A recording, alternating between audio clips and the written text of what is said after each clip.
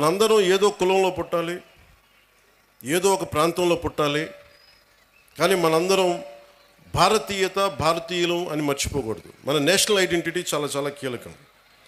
అలాగే law and ఆర్డర్కి మనం సహకరించాలి. ఇందాక ఎస్పీ గారు చెప్తా ఉంటే మన కళ్ళ ముందు తప్పు జరుగుతున్నా, ఇప్పుడు గర్ల్ చైల్డ్ ప్రొటెక్షన్, ఆడబిడ్డ, నేను మీకు చాలాసార్లు విద్యార్థులు కూడా చెప్తా ఉంటాను. సుగాలి ప్రీతి అనే ఒక పాప 14 ఏళ్ల బిడ్డ స్కూల్కి వెళ్ళి, అమ్మ నేను స్కూల్కి వెళ్తున్నాను తిరిగి వస్తానని చెప్పి వెళ్తే ఆ బిడ్డ ఇప్పుడు ఇంటికి రాలా, స్కూల్లో చనిపోయింది.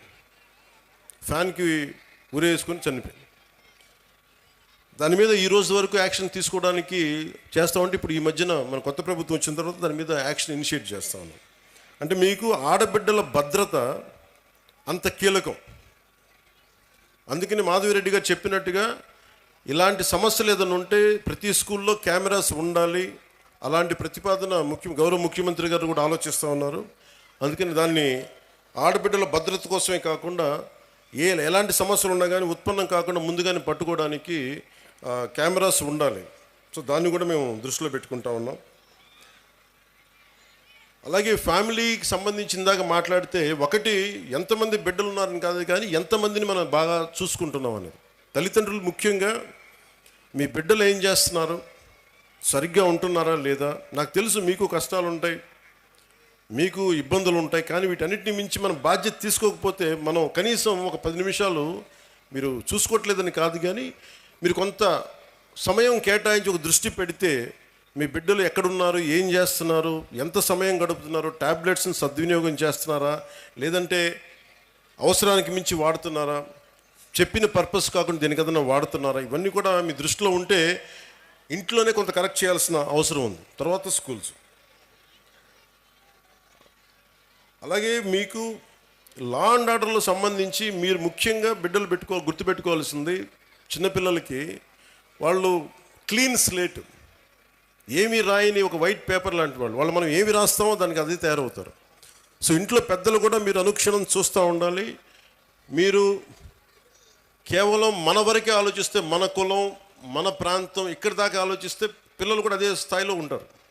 మీరు ఇవ్వాల్సింది వేమన లాంటి మహానుభావుడు పుట్టిన నేల ఇది. ఆయన సంస్కారాన్ని కూడా బిడ్డలకి నేర్పించాల్సిన అవసరం ఉంది. అది పాఠాల్లో ఎలాగ ఉన్నాయి, కొంత స్కూల్స్లో మీరు ఇళ్లలో కూడా ఆ విలువలు కొంత పాటించేలా మీరు ముందుకు తీసుకెళ్ళాలని మనస్ఫూర్తిగా కోరుకుంటున్నాను. అలాగే ఎడ్యుకేషన్కి సంబంధించి ఏమీ నేర్చుకోవడంతో పాటు, చదువుతో పాటు, ఇది భవిష్యత్తు మీ ఎడ్యుకేషన్కి, మీ భవిష్యత్తుకి, మీ ఉపాధికి ఉపయోగపడేదే కాకుండా స్కూల్ అనేది ఏంటంటే మనం నిరంతరం చదువుకోవడానికి, ఎప్పటికీ నిరంతర విద్యార్థిలాగా ఉండాలంటే ఈ స్కూల్లో నేర్చుకునే ఈ పాఠాలే భవిష్యత్తులో మనకి ఇదవుతాయి. అందుకే మీరు దాన్ని కూడా దృష్టిలో పెట్టుకోవాలని కోరుకుంటా ఉన్నాను. అలాగే గవర్నమెంట్ స్కూల్స్ చాలా బలపడాలని కోరుకునేవాడిని నేను ప్రత్యేకించి. సోషలిస్ట్ తరిమెల నాగిరెడ్డి గారితో ఆయన పుస్తకాలు చదివి ప్రభావితమైన వ్యక్తిని. తాకట్లో భారతదేశం అని ఆయన రాసిన పుస్తకం ఎప్పుడు నా లైబ్రరీలో ఉంటుంది. అలాంటి వ్యక్తులు, మహానుభావులు చెప్పింది, గాంధీ గారి దగ్గర నుంచి ప్రతి ఒక్కరు చెప్పింది సోషల్లీ రెస్పాన్సిబుల్ బిజినెస్ అని. కానీ మన స్కూల్స్ ఇవి ముఖ్యంగా గవర్నమెంట్ స్కూల్స్లో మనకు ఆ పాసిబిలిటీ ఉంది. మొన్న ఈ మధ్య నేను పిఠాపురం కూడా చాలామందిని పంపించాను, మా అధికారి యంత్రాంగాన్ని, పేషీలు కూడా ముఖ్యులను పంపించాను. గవర్నమెంట్ స్కూల్స్ని కార్పొరేట్ స్కూల్స్తో సమానంగా ఫెసిలిటీస్ కావాలి అంటే మీకు ఎక్స్ట్రా డబ్బులు అవసరం లేదు. మీకు కేంద్ర ప్రభుత్వం నుంచి చాలా నిధులు ఉన్నాయి, మీకు చాలా స్కీమ్స్ ఉన్నాయి. వాటిని సరిగ్గా సద్వినియోగం చేసుకుంటే మటుకు కార్పొరేట్ స్కూల్స్తో ధీటుగా మనం గవర్నమెంట్ స్కూల్స్ని తీసుకెళ్ళచ్చు. ఇది కేంద్రం వాళ్ళ నిర్దేశకత్వంలో ఉంది. ఇది చాలా రీసెర్చ్ చేసి 21st సెంచరీకి పిల్లల్ని ఎలా తయారు చేయాలనేది ఈ ప్రోగ్రెస్ కార్డ్ కేవలం చదువులకు సంబంధించే కాదు. ఇది వాళ్ళకి భావ వ్యక్తీకరణ నైపుణ్యాలంటే మీరు ఎలా మాట్లాడాలి, మీ కమ్యూనికేషన్ స్కిల్స్, ఒకసారి మీ భాషను చెప్పుకోవాలనుకున్న, మీ బాధల్ని చెప్పుకోవాలనుకున్న, మీ భావాల్ని పంచుకోవాలనుకున్న ఆ పిల్లలకి స్కిల్స్ ఉన్నాయా లేదా అనే దాన్ని కూడా అంశం తీసుకునేది. అలాగే పరస్పర సహకార నైపుణ్యాలు, ఇంటర్పర్సనల్ స్కిల్స్. ఒక్కోసారి మనం 10 మంది కలిసి మన బిడ్డ 10 మందిలోకి వెళ్తే ఎలా నడుచుకోవాలి, ఏం చేస్తాడు అనేది కూడా ఇంటర్పర్సనల్ స్కిల్స్ని అసెస్ చేస్తాయి. అలాగే నాయకత్వపు లక్షణాలు. మీరు చాలామంది అక్కడ కూర్చొని చూస్తే చాలామంది స్టూడెంట్స్ కొంత బాధ్యత తీసుకున్నారు, వాళ్ళ లీడర్షిప్ స్కిల్స్ పెరిగేవి. అలాగే లాజికల్ థింకింగ్. ఈ విధంగా వెళ్తే మనకి ఏం జరుగుద్ది, ఒక తార్కికంగా, ఒక రేషనల్గా ఉండేలాగా ఈ లాజికల్ థింకింగ్.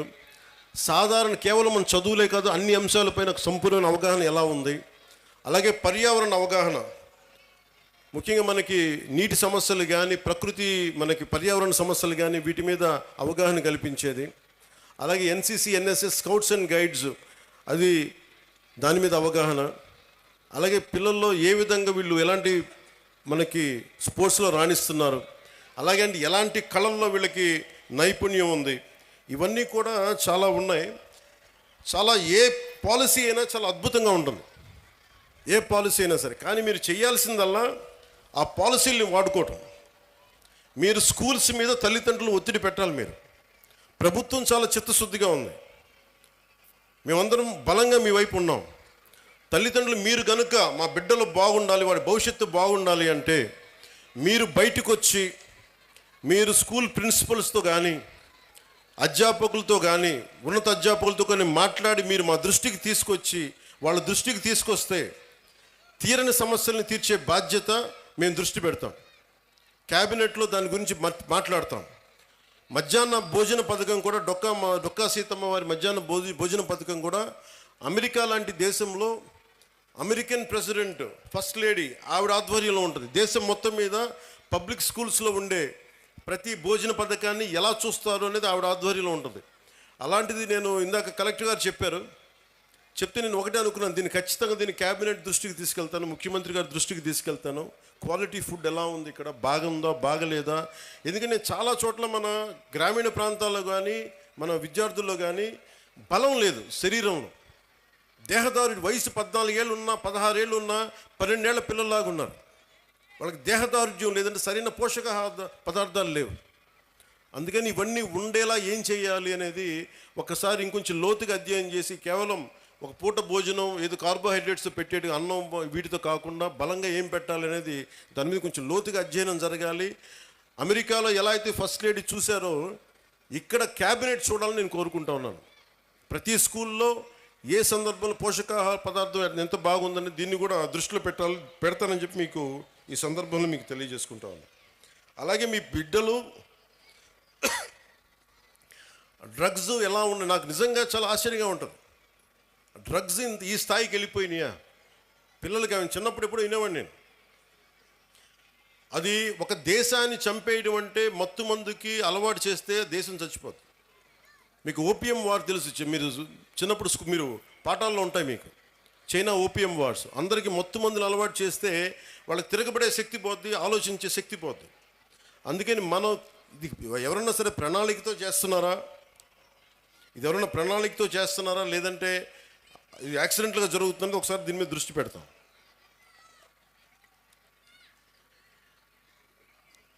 అలాగే సైబర్ క్రైమ్ ఒకటి ఎక్కువైపోయింది, సోషల్ మీడియాది కూడా.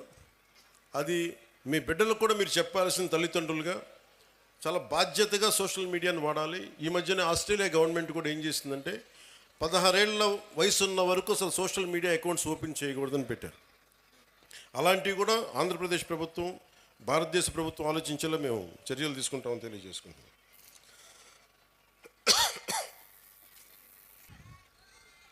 సినిమాలు మీరు ఇందాక నా పేరు అరుస్తూ ఉంటే ఒకటే చెప్తాను, మీకు హీరోలు అనేవాళ్ళు ముఖ్యంగా విద్యార్థులు చెప్తున్నా, నాకు అధ్యాపకుల మీద నాకు చాలా గౌరవం, నాకు చాలా చాలా గౌరవం అధ్యాపకుల మీద. మీరు ఊహించుకోండి, మీ అమ్మా నాన్న ఇంట్లో ఉన్న 2-3 బిడ్డల్ని రోజు చూసుకోవాలంటేనే ఎంత కష్టపడతారు. అలాంటిది పాప అధ్యాపకులు ఒక్కొక్క సెక్షన్కి 30 మంది విద్యార్థులు, 40 మంది విద్యార్థులు, 20 మంది అందరినీ కూర్చొని ఎంత ఒత్తిడి తీసుకుంటారు అధ్యాపకులు. అందుకని అధ్యాపకులకి మనం చాలా సహకరించాలి. చాలా కష్టం అధ్యాపక వృద్ధి. ఈ దేశం బాగుండాలి అంటే కాంట్రాక్టర్లకు కాదు మనం పెట్టాల్సింది డబ్బులు, అధ్యాపకుల మీద పెట్టుబడి పెట్టాలి. అధ్యాపకులను గనక నిజంగా గనక బడ్జెట్ పెంచితే, అధ్యాపకుల మీద కనుక పెట్టుబడి పెడితే, వాళ్ళ కనుక నిజంగా విలువలతో ఉన్న అధ్యాపకుల్ని బయటికి తీసుకెళ్తే ఈ దేశం చాలా అత్యంత అద్భుతంగా ఉంటుంది. అందుకని అధ్యాపక వృత్తి హయ్యెస్ట్ పెయిడ్ జాబ్ అవ్వాలని నా కోరిక. ఆ రోజు జరుగుద్దా నాకు తెలియదు, కానీ నా ప్రయత్నం నాకు చేస్తాను. ఎందుకంటే నాకు చిన్నప్పుడు టీచర్స్ నాకు నేర్పించిన పాఠాలే. ఒక టీచర్ నాకు దేశభక్తి గురించి చెప్తే, ఇంకో టీచర్ నాకు సైన్స్ గురించి చెప్పారు. ఒక్కొక్క టీచర్ సరిగ్గా ఉంటే మనకి ఆ సబ్జెక్ట్ మీద ప్రేమ వచ్చేస్తుంది. సో టీచర్స్ కూడా నా విన్నపం, నాకు తెలుసు మీకు ఎంత కష్టాలు ఉంటాయో. మీరు నలిగిపోతూ ఉంటారు, పిల్లల్ని చెప్పి అలిసిపోయి, ఈ పిల్లల్ని కూర్చోబెట్టిలోపు 5 మంది లెగుస్తూ ఉంటారు, మీరు అలిసిపోతారు. పోషకాహారం మీకు కూడా కావాలి. నిజంగా నాకు అదే అనిపిస్తుంది. ఎందుకంటే అలిసి నేను సభల్లో మాట్లాడుతూ గొంతు అవిసిపోతూ ఉంటుంది నాకు. సో పోషకాహారం పిల్లలకే కాదు, మీకు కూడా కావాలి. మీకు కూడా వైటమిన్ డెఫిషియన్సీ ఉందా, మీకు కూడా ఒకసారి వైటమిన్ డెఫిషియన్సీ ఉంటే విసుగు వచ్చేస్తుంది. సో అది కూడా చూడాలని నేను కోరుకుంటా ఉన్నాను. Highest paid job should be for teachers. ఈ దేశం బాగుండాలి. ఎందుకంటే మీరు సరైన టీచరు ఒక్కళ్ళు దొరికితే దేశం తాలూకు దిశానిర్దేశాన్ని మార్చేస్తారు. నాకు ఒక టీచర్ చెప్పాడు, ఇప్పుడు 9th-లోనో 10th-లోనో నాకు తెలుగు పాఠం చెప్పాడు. ఆ తెలుగు పాఠం ఒకటి దేశభక్తి గురించి చెప్పాడు, చంద్రశేఖర్ ఆజాద్ గురించి చెప్పాడు, భగత్ సింగ్ గురించి చెప్పాడు. నాకు దేశానికి ఏదైనా చెయ్యాలని ప్రేరణ కలిగింది ఒక 9th-లో 10th-లో ఇచ్చిన ఒక టీచర్. అలాగే ఎప్పుడో 6వ తరగతిలో 8వ తరగతిలో మెడ్రాస్లో చదువుకుంటా ఉంటే చెన్నైలో ఒక టీచర్ చెప్పింది, ఎదుటివాడి కష్టాన్ని దోచేయకు అని ఒక పాఠం. అది డైరెక్ట్గా ఉండదు, కానీ గుర్రం జాషువా గారు రాసింది ఫిరదౌసి పాఠం చెప్పాడు నాకు. మాట ఇచ్చి నా గురించి నువ్వు నా కోసం శ్రమ కూర్చి రాయి అని ఇచ్చిన తర్వాత ఆ రాజు ఫిరదౌసికి డబ్బులు ఇవ్వడం. నాకు రక్తాన్ని కరిగించి రాశాను, నాకు ఇంటే ఆ మాట అన్నందుకు ఆయన మీద చంపేయడానికి రాజు పెడతాడు.